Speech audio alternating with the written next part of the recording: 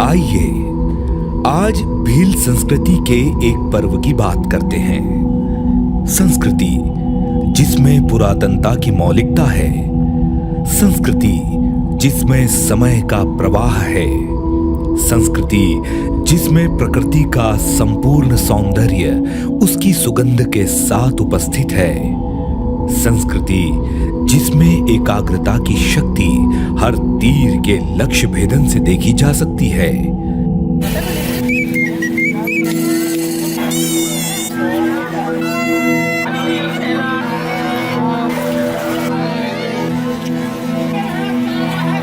एक संस्कृति जिसमें मदिरा की मादकता सिर्फ उन्माद ही नहीं, आनंद के उत्कर्ष के रूप में भी उपस्थित है। इसमें श्रद्धा है तो इसमें बगावत भी है। भगोरिया इनका ही लोक पर्व है।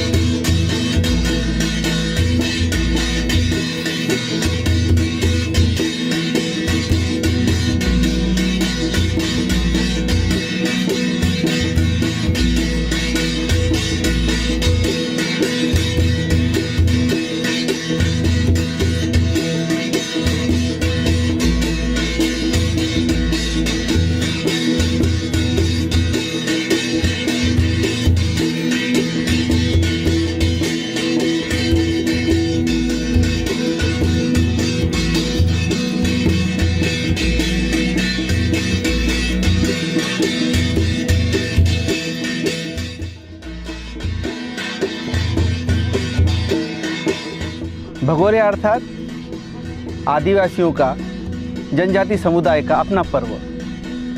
होली के पहले रंगों की अपनी परिभाषा, ऐसी ध्वनि जिसे देखने और सुनने को हमारा मन और मस्तिष्क दोनों आतुर रहते हैं। और क्यों न हो, जिस चीज़ की खोज में हम हैं वो खोज यहाँ पर पूर्ण हो जाती है।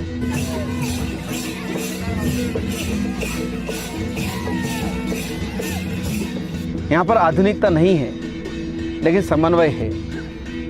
यहाँ पे समाज है जिसकी सामुदायिक चेतना हमें एक पर्व में विशिष्ट रूप से देखने को मिलती है। वो विशिष्टता जो मानवीय सभ्यता के साथ साथ यात्रा तो नहीं करती लेकिन मानवीय सभ्यता के उन मूल्यों को परिभाषित करती है जिन्हें देखने को सुनने को हमारा मन आतुर रहता है। आदिवासी अंचल की अपनी इन्हीं विशेषताओं का पर्व है भगोरिया।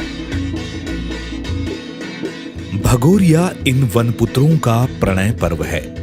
ये फाल्गुन माह में मनाया जाता है।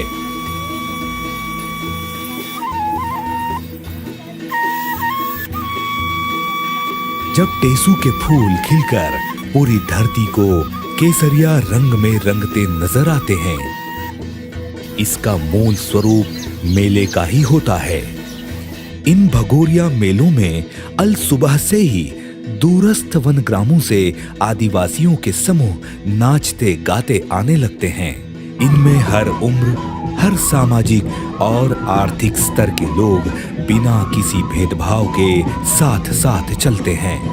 ज्यादा संख्या और उत्साह किशोर और युवा वय के विवाह की इच्छा रखने वाले युवक युवतियों में रहता है।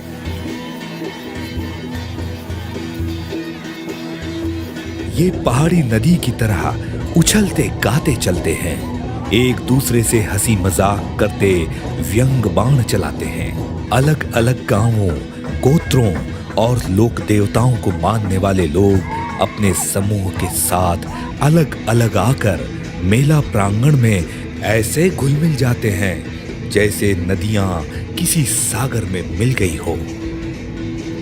इसमें ध्वनि है, इसमें गीत है, इसमें लय है, इसमें अपनत्व है, मस्ती है, एक अनूठापन है, एक सहजता है। भगोरिया इन्हीं सभी चीज़ों का समुच्चय है।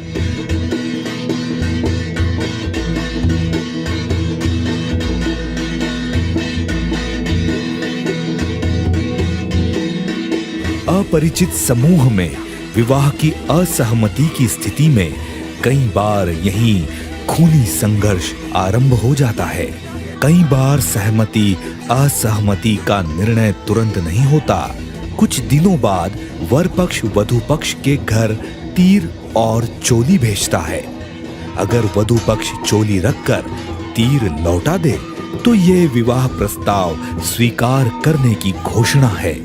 अगर तीर रखकर चोली लौटा दे तो ये विवाह प्रस्ताव अस्वीकार करने की घोषणा है। कई बार खूनी संघर्ष इसके बाद भी होता है। संबंध को सामाजिक मान्यता विवाह के बाद ही मिलती है। विवाह में भोज, मदिरापान, उन्मुक्त नाच गाना सब कुछ होता है। महिलाओं में भी मदिरापान प्रचलित है। यहाँ दहेज लड़की को दिया जाता है, इसलिए इनमें कन्या जन्म का महत्व ज्यादा है। आदिवासी युवक युवतियों को रिझाने के लिए गांव की मेड़ पर या घरों के बाहर या फिर खेतों में बांसुरी आदि वाद्य यंत्र बजाते हैं, गीत गाते हैं। इसे टेरना कहा जाता है। लोक कथाएं, लोकगीत इनके जीवन का हिस्सा है। लोक गीतों में श्रृंगार रस खुलेपन के साथ आता है।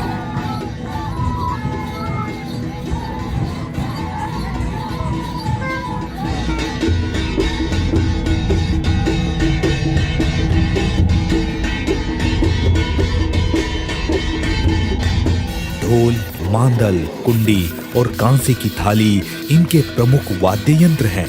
इनकी बांसुरी वाहली कहलाती है। एक वाद्य केंद्रविया बांस की चिपटियों से बनता है। ये कभी कभी अलगुंजा भी बजाते हैं। वैसे कुछ लोक गीतों से पता चलता है कि भीलों का मूल राज्य भगोर नामक स्थान था। इसके राजा कासुमार और बालून थे। ये धार के प्रसिद्ध परमार राजा भोज को सैनिक सहायता प्रदान करते थे। भोज के काल में बड़े मदन उत्सव प्रचलित थे। इसी कारण भील राज्य भगोर में भी युद्ध विजय के बाद या अन्य अवसरों पर नृत्य, विवाह आदि के उत्सव होने लगे। ये ही कालांतर में भगोरिया पर्व बने। भगोर राज्य से आरंभ होने और जुड़ा होने के कारण इसका नाम भगोरिया प्रचलित हुआ। यदि आदिवासी अंचल को देखना हो, समझना हो तो एक भगोरिया की यात्रा कीजिए। आपको पूरा समुदाय की संस्कृति, सभ्यता, स्वभाव और समन्वय एक ही जगह देखने को मिल जाएगा। भगोरिया में प्रकृति से जुड़े हरे, लाल, नीले, गुलाबी परिधानों में ड्रेस कोड से आसानी से पहचाना जाता है कि कौन सी लड़की किस वनग्राम या फल्य की निवासी है। पगड़ी के रंग और कुर्ते से आप बता सकते हैं कि कौन पुरुष किस जगह से आया है। कड़े अनुशासन का ये ताना बाना आधुनिक समय में कुछ ढीला हुआ है। अब आपको भगोरिया में पैंट, शर्ट, जीन्स और चश्मे पहने युवक युवती भी मिलेंगे। लगभग हर हाथ में मोबाइल आ गया है। सेल्फी का शौक इनमें भी महानगरीय सभ्यता की तरफ व्याप्त है। बांसुरी की धुन से युवतियों को रिझाने वाली टेर अब सीधे मोबाइल से भी हो जाती है। पूंजीवाद हर उत्सव को इवेंट बना देता है। देशी विदेशी सैलानी सैर सपाटे की तर्ज पर भगोरिया देखने आते हैं। किसी भी सभ्यता की निशानी ये भगोरिया पर्व का हो जाना और वर्षानुवर्ष चलते रहना, ये उसकी विशेषता है। भारी मात्रा में कोल्ड ड्रिंक, आइसक्रीम आदि की बिक्री होती है।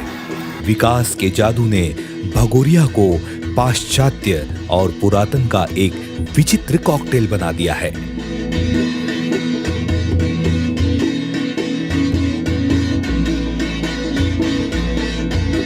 बहुत सारे रंग मिलकर जिस तरह से इंद्रधनुष बनाते हैं, ऐसे ही इन कुटियाओं से निकलकर, इन झोपड़ियों से निकलकर भगोरिया के रूप में एक समुच्चय हमको देखने को मिलता है। इंद्रधनुष हमको देखने को मिलता है, आनंद का, अपनत्व का, सहजता का।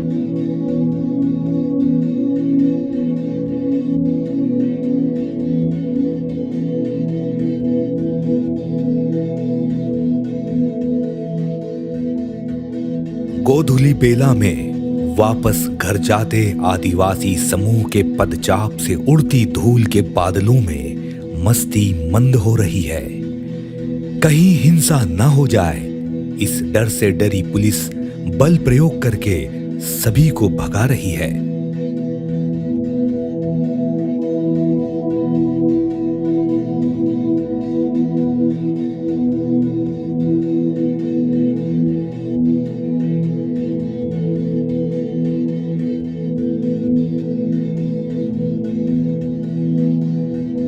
मांदल जो सुमधुर वाद्य थी, सर का बोझ बन गई है।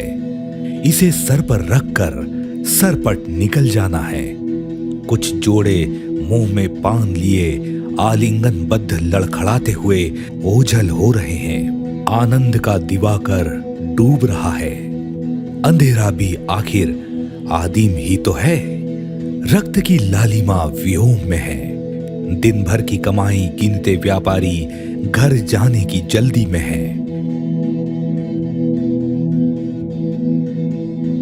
रिदम मौन है, पर पांव अब भी नृत्य कर रहे हैं।